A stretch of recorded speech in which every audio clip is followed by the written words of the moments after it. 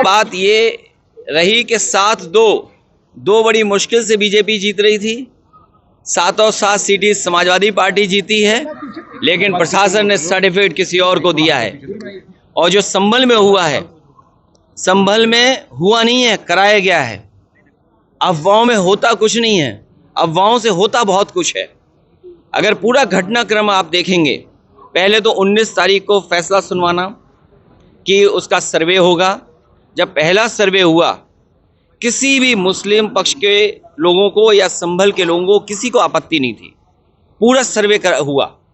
लेकिन पता नहीं क्यों फिर दोबारा सर्वे करने का फैसला लिया गया और दोबारा सर्वे हुआ।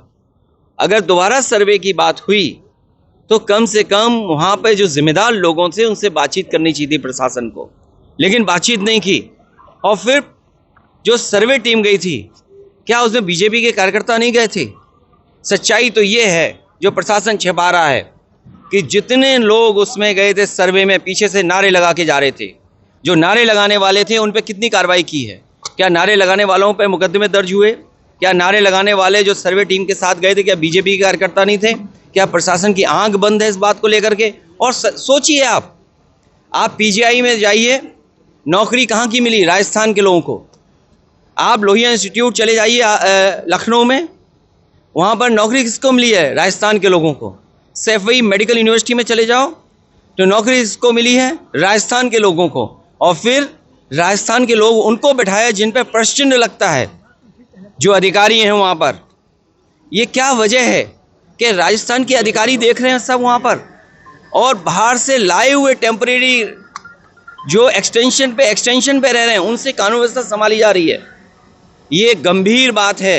मुझे उम्मीद है कि इन सब घटनाओं को सुप्रीम कोर्ट सो मोटो लेकर के देखेगा कि आखिरकार इस तरह की साजिश क्यों रची गई। क्योंकि भारतीय जनता पार्टी को अपनी जो बेईमानी की थी, उन्होंने उस बेईमानी को छिपाना था। कोई दिल्ली का रास्ता इसी तरीके से दिल्ली तक पहुंचा था, कोई इसी तरीके से जहां पर अमन चैन को ख़त्म कर करके, भाईचारा ख़त्म कर करके दिल्ली तक पहुंचा था। आज लखनऊ वाले भी उसी रास्ते से दिल्ली पहुंचना चाहते हैं। ये दिल्ली और लखनऊ की लड़ाई है जिसमें जनता पिस रही है। ये लखनऊ और दिल्ली की लड़ाई में जनता पिस रही है। और सच्चाई तो ये है, अब देखते हैं कि राजधर्म कौन अपनाएगा, राजधर्म पर कौन चलेगा। ये हमें और आपको भी देखना है कि राजधर्म का पालन होगा कि नहीं होगा इस बार।